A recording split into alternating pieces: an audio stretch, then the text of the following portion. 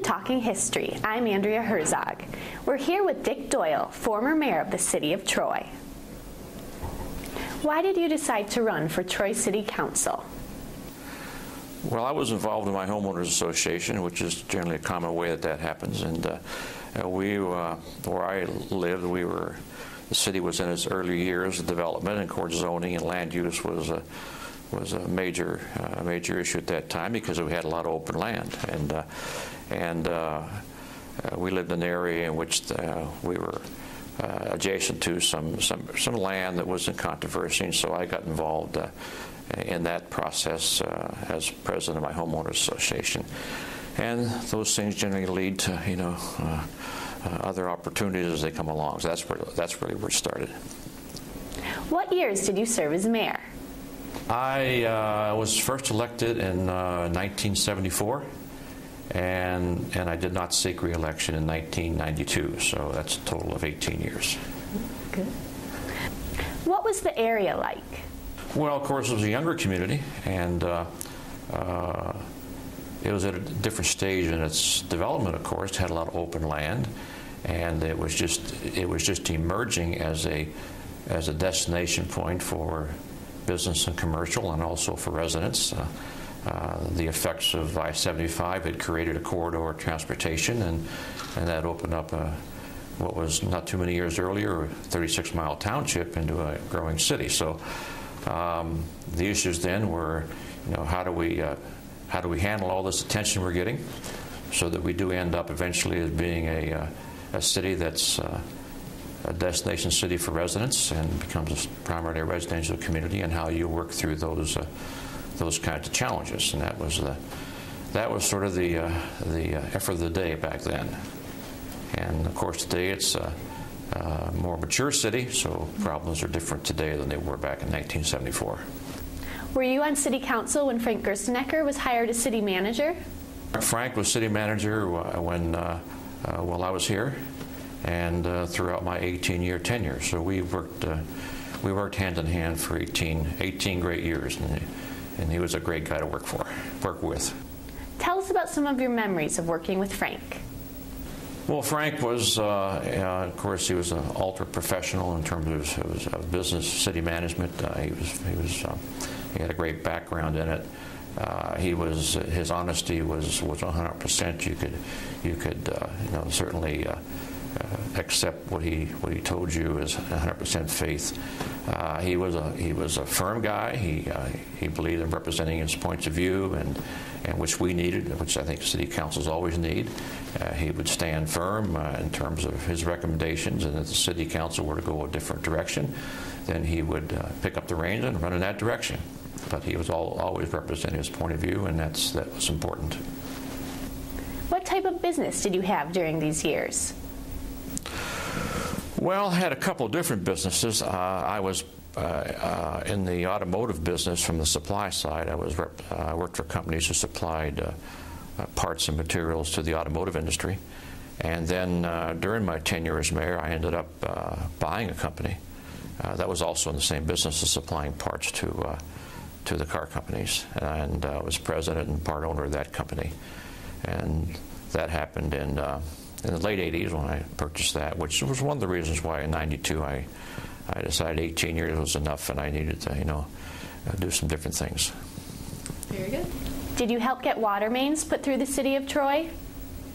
Yeah, there was a lot of infrastructure was being built because we were developing open space into subdivisions and commercial and what have you. So there was a lot of construction going on, but most of the infrastructure was relatively new, so that it wasn't aging yet. We were not in the so-called aging cycle, I don't think. So that was not a major issue.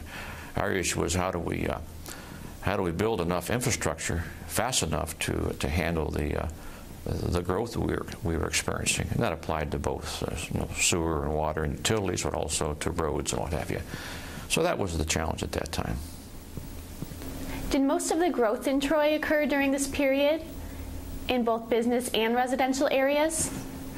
Yeah, I'd say that's probably where most of it started. It probably started to explode in the late 60s, is when the the city was suddenly recognized as having, relatively close-in suburb of Detroit, and you had a lot of open land.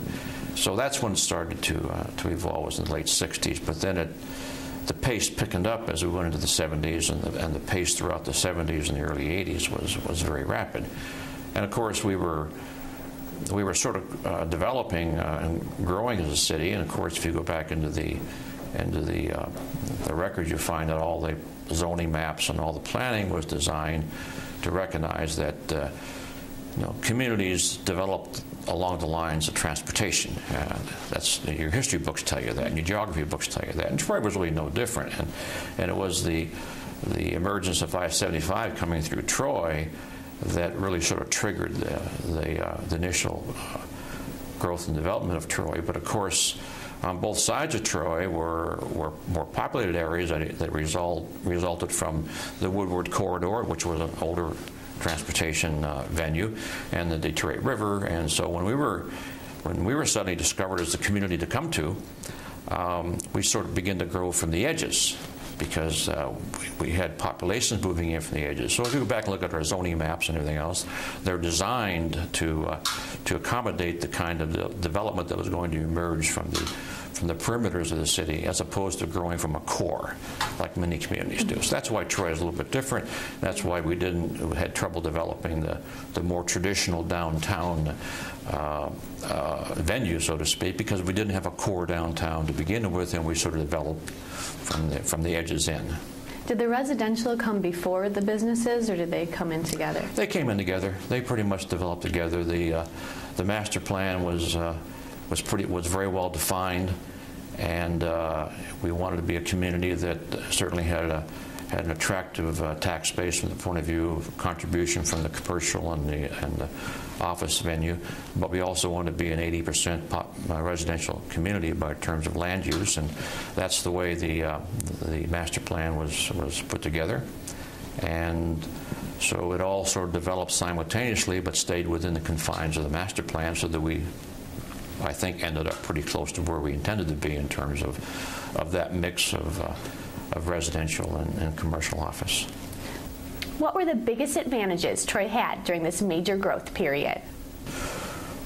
Well, certainly from the point of view of development and people interested in coming into development, we had a lot of land, and that was the challenge we had is to we didn't really have to encourage growth in our city.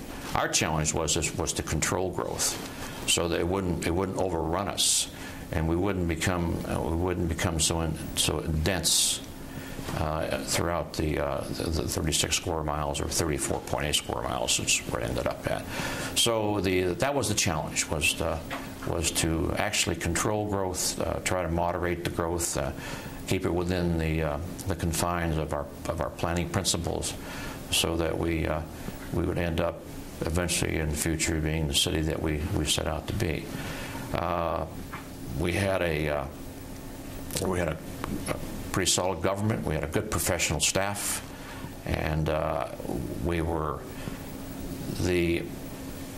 would say that Troy's governing system at that time, between its elected officials and its professional staff, was pretty consistent.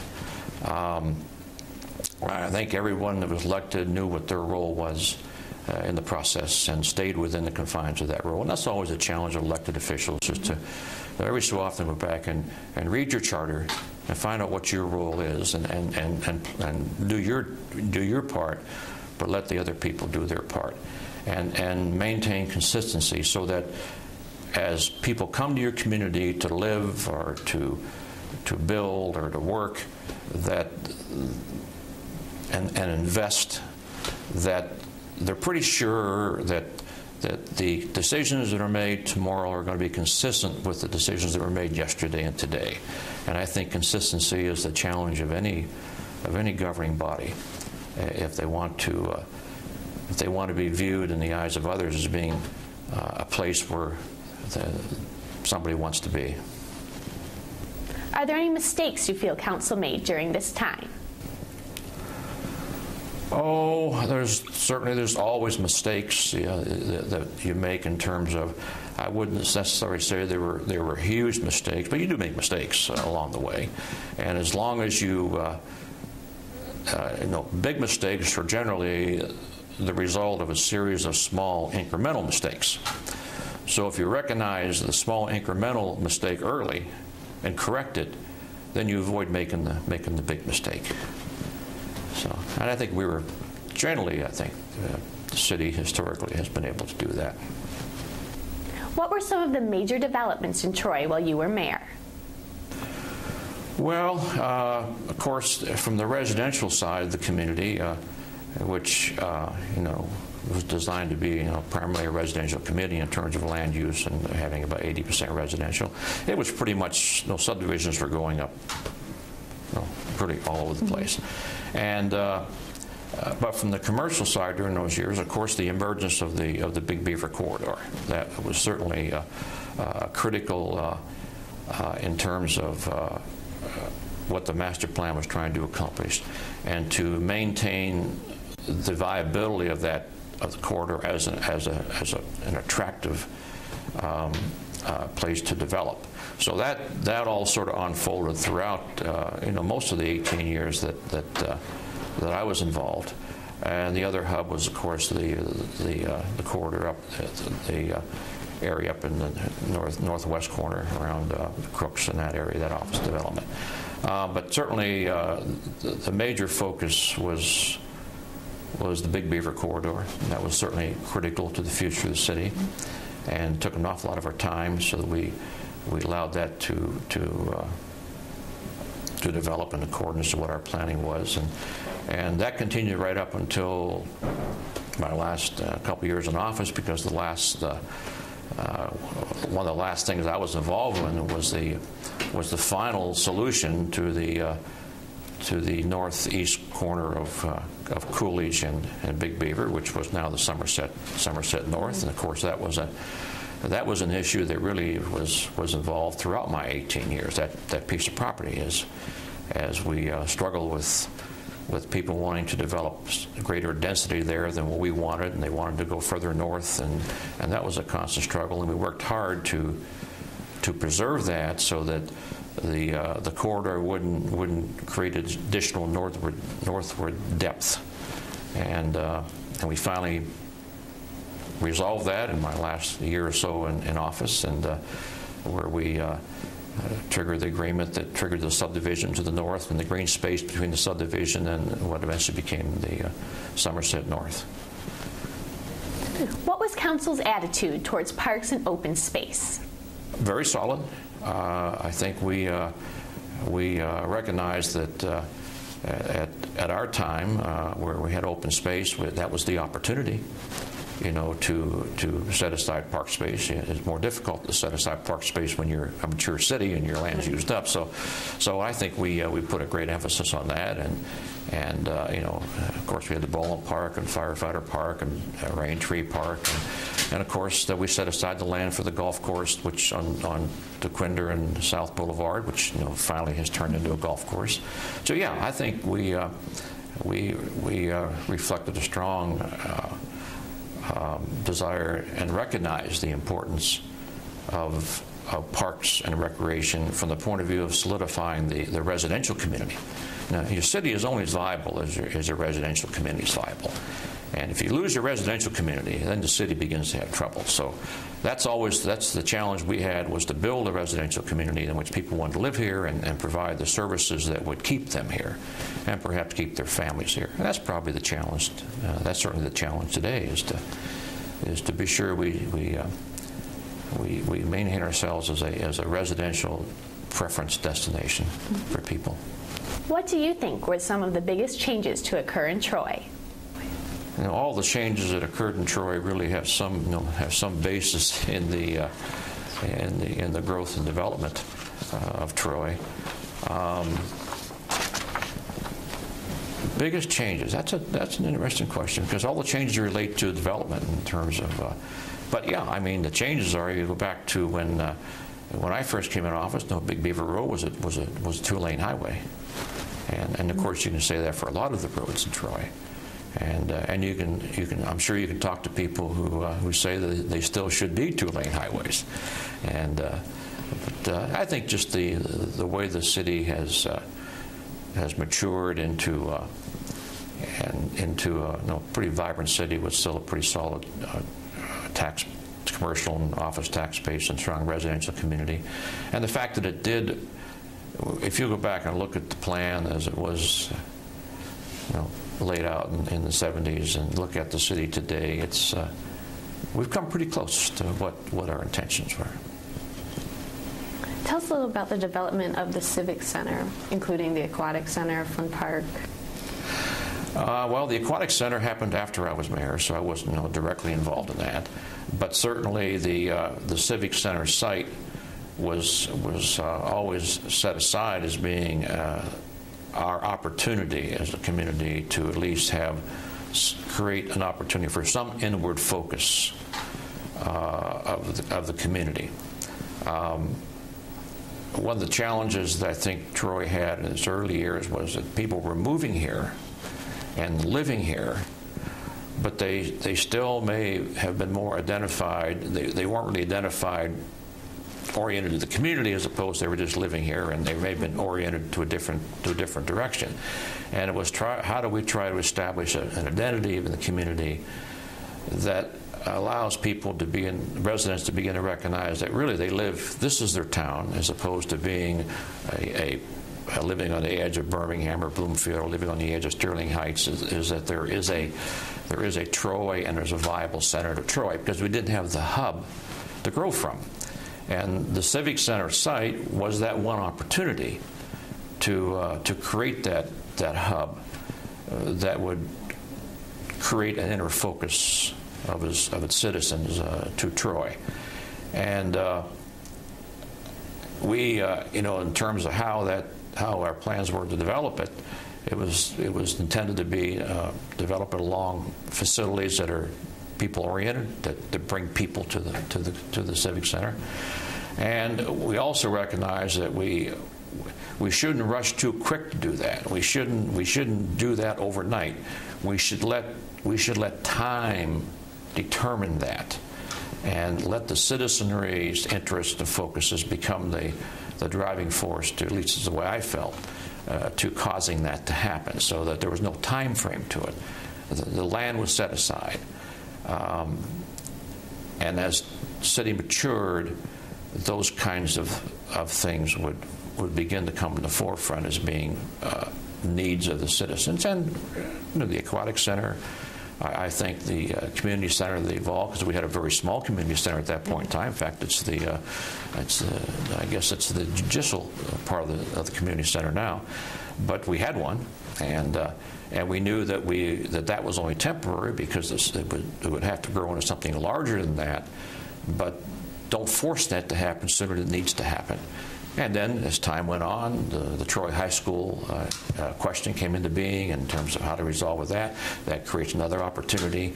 That's why it's important that you not rush to do things, that you set aside the facility, the land to do it, but let the process and the time and the events of the day help steer you through to the final right decision. And I think that's. And a lot of that's happened since I was mayor. Those facilities have all come into place since, but they're all viable.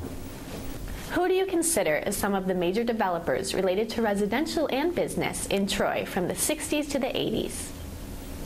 Well, of course, certainly in my early tenure, the Frankels were major players, and Sam and his sons and everything else were involved in it. And we worked very closely with them. And later on, the Forbes Cohen people came into being, and then the people at Al Karalik at the Columbia Center and came into being. Kojoyans came into the scene along the way. So they were all significant players. I think certainly the Frankels and Sam Frankel were key, because they're the ones that showed the early interest in the community. They're the ones that said, this is the place where I want to invest.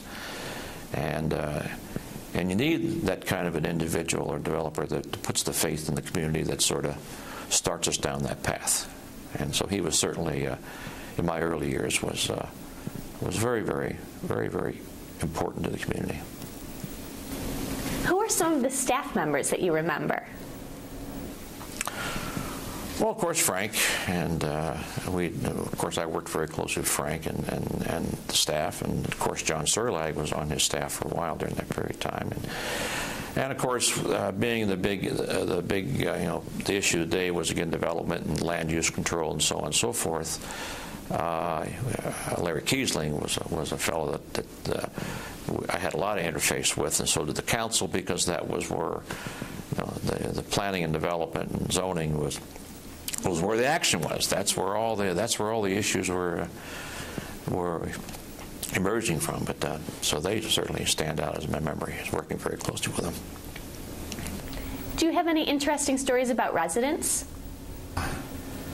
Well, we had a lot of them. None no stand out in particular, I think. I guess the one that probably stands out most clearly was, and I was really only in office less than a month when we were involved in a major issue on a drain that was on the western side of the city. That was running through a lot of subdivisions, and the drain was not in the best of condition, and it turned into a controversial issue, and I was still new, trying to learn the ropes when I had a chamber full of irate residents that stretched out into the hallway and down the stairs, and trying to figure out how to handle that the first time, never having experienced it before, was an education. I learned fast, but I recall that as being. And then we had similar situations throughout the 18 years, but the first one was the one that stood out the most. They had signs and posters, and they were not happy people, and they had a right not to be happy, because we did have a situation over there that need to be corrected. Are there any stories you'd like to share with us about your fellow council members? Well, 18 years, there were a lot of them. There are some that are on council today. I worked with Louise for many of those years, and Gene Stein for many of those years. I guess rather than single them out individually, I guess I'd rather talk about them more as a group. I remember them more as a group. I think in my 18 years, we were very fortunate that we generally had people on council that were elected that kept the perspective of their role pretty well. We did have a lot of people who may have gotten, one of the pitfalls of elected officials at all levels, for this matter, is the ego gets in front of you and you begin to forget what your role is. And generally speaking, we had people who paid close attention and stayed close to home in terms of what their role was. I worked hard at that as mayor, to keep the perspective, keep things in perspective. And I think that in our form of government, probably the mayor, probably the greatest role the mayor can play is he himself or she herself to stay within her role and read the charter and set by example what the council is supposed to do. And if the mayor can do that, I think generally speaking the council will do that. And we had our differences. We had our 4-3 votes on issues, but they were there at the table, and they were discussed and debated, and we moved on. And we never got fractured as a council. We never got polarized as a council in the blocks that stayed in blocks, regardless of what the issue was. We floated back and forth, and we were fortunate in always having that ability.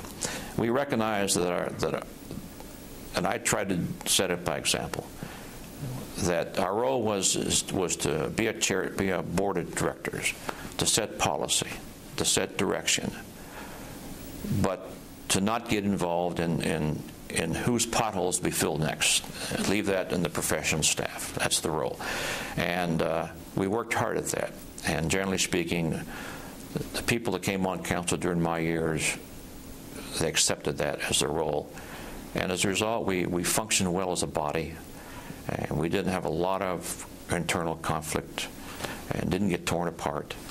But we all had different points of view, but we accepted those points of view. And I speak as a group in that regard. Were you involved in any other community organizations? No, I was elected in '74, and actually I had not been a resident in Troy very long. I moved here in 1968, and I came here from Chicago, so I wasn't even a Michigander at that time. So I had only been living in the community for 5 or 6 years when I first became elected. Of course, I was involved in my homeowners association, which was an activity, and I was involved in that for about 4 years prior to being elected. When I was in office, of course, you don't really get involved in the activities because that puts you into a situation sometimes which could be a conflict situation. It doesn't prevent you from that. Afterwards, I was involved in the futuring process that we did. I was invited to co-chair that, and so I worked with the group through that process, which lasted a couple, 3 years. And since then, I've not been involved. I'm also a believer that when your time has come and when you move on, you do get out of the way and let the next people, I respect that, and I try to practice it. How long have you and your wife been married? We will celebrate our 46th anniversary next week. Wow. On Monday. Congratulations. Yeah, on June 6th. Right. How many children do you have? 3 children. We have a boy, our first was a boy, and then we had 2 daughters, and we lost our son. We lost Rick about 8 years ago, and we have 2 daughters, one living in Chicago and one living in Florida, and we have a granddaughter in Chicago, and we have a grandson in Florida. Very nice. I heard that current Troy Mayor Louise Schilling was your children's school teacher. What was she like as a teacher? Well, you probably better asking my daughters and son that, but she was a great teacher. They loved her. She taught at Harlan School, the elementary school on Adams Road, and she taught all 3 of them, and they had a great admiration for her. So based upon what they've told me, she was a tremendous teacher, and I also know her as a tremendous person. So, how do you keep busy during your retirement? Well, I on a few activities. I'm on a couple of boards of directors, and so that keeps me occupied to some extent. And I do spend my winters in Florida. We have a place down in Florida, so we go down in Florida in December and come back in early May. So we do get away from some of the winter weather. This year we spent most of our winter in Florida repairing ourselves from the hurricanes of last year. We had some damage to our place, but yeah, I keep busy I'm on the board of directors of my homeowners association. I'm back into that business again. I moved into a condominium in Troy, and I'm president of the condominium association. I'm also on the board of directors of the country club I belong to, and I'm an officer of the club. So I keep myself busy with those kinds of activities. Play a lot of golf, which I enjoy, and spend the winters in Florida. Is there anything that you miss from old Troy that's gone now? Well, certainly we didn't have the traffic problems back 30 years ago we have now, but that we all knew that was coming with growth and so on and so forth. No, I think Troy has held most of its attractiveness to me. I sold my home after living in it for 31 years and went into a condominium, and I made sure that condominium was in Troy, so I stayed here. Mm-hmm. And I stayed here for a reason, because I think it's still a pretty darn good community and has a lot of amenities, and so it's pretty solid. Is there anything that you love about Troy today? I think the thing that's unique about Troy that I think makes it a strong community is this ethnic diversity that it represents in terms of, and that really sort of evolved out of the way it developed. Developed from the edges inward as opposed from the center out, and so it came in from a lot of different ethnic directions, and I think that built an inner fiber in the city that makes it very unique. It's in terms of its diversification. That's certain, and I think that's a strength of the community. I really do. It's not a single personality. It's a multiple personality community, and I think that's positive. So I think that's the thing that's I think's unique about the city. And yet it's still a very large city, and relatively large city, and yet it has an awful lot of community-driven activities that are successful. Look at the fire department. Here we are in 2005, and we still have a volunteer-directed fire department. And when we were a city that was half the size that it is today, people were saying, "Well, we're too big to have a volunteer fire department." Well, now here we are today, and we still have one. That speaks for the community. That speaks for the way people now tie in and link together to make something happen. That's a strength. I think its soccer program early in my years emerged into the younger era, emerged into a major soccer program that was respected throughout the community, and that was an inward-driven activity. What are the major challenges that you see today that you didn't see during the 70s and 80s in Troy? Well, certainly, I think it's driven by the fact that you're closer to maturity at this point in time. I mean, you have a different set of problems.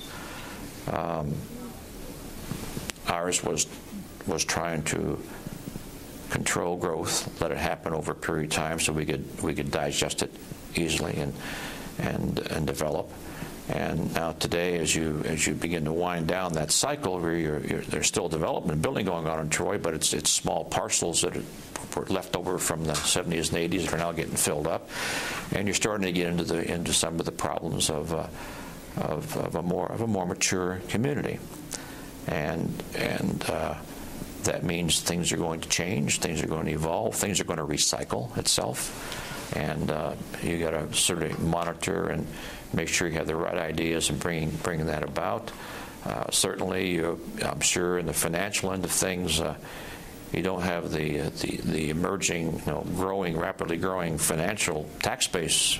Your tax base is becoming more level because you're not developing land. So the challenge is going to be one of how do you continue to provide the services that are required to maintain the residential base, which is what keeps your city intact, to how are you going to provide those in terms of having a different financial situation in terms of increasing revenues. And those are all different challenges. And a lot of it's going to be is how do you manage the recycling process of things that are going to change, and that's the challenge. That is the challenge, and you're going to be competing against. And when you're doing that, you are doing that competing against today's Troys of yesterday, who are emerging, and although I think that's probably not as big of an issue as it was back then, because I think the urban sprawl cycle that we can only sprawl out so far, and after a while that's going to reverse itself. And in some large cities, that is starting to happen. Places like Boston, where you're getting in, where the population is moving back towards the core, and I don't think the Detroit metropolitan area is there yet, but at some point in time, I would assume that this metropolitan area will reach that point in the revolving how things develop. So, but certainly we as a mature city, or a somewhat more mature city than we were 10 years ago, we have a different set of challenges, and how well we manage those. And again, it's going to be the same principles. It's going to be consistency. Do tomorrow what you did today, so people can depend upon consistency in terms of making investments in the community. Keep divisiveness out of it. Keep it a professionally run city, And those are all incremental pieces that will help go through those challenges. What do you see for the future of Troy? Well, I think Troy is I think the future is very bright. I see nothing on the horizon that says that Troy has any major downturn issues. I can't speak 50, 60 years from now, of course, but as of today, I think Troy's in good shape. I think it's still financially pretty solid. It's still developing. It's at a different pace and different kinds of development. The development phase it's going through now is sort of what I call a rounding out development. Back when the early days, we were in terms of residential. Our emphasis was to develop single-family residential. We didn't encourage multiple residential because of density issues, and we recognized that developers are going to try to maximize the value of land by developing it. So we wanted to keep it single-family. So we were not encouraging any kind of multiple development at that point in time because we didn't want multiple to take over the whole city. We didn't want to become a 300,000 population city instead of a 100,000 population city. Now, as that process goes, there's a time and a place that comes along for the multiple, and you're seeing that now. The parcels that were left over are now being developed into condominiums, and so they're smaller pieces. And I live in one.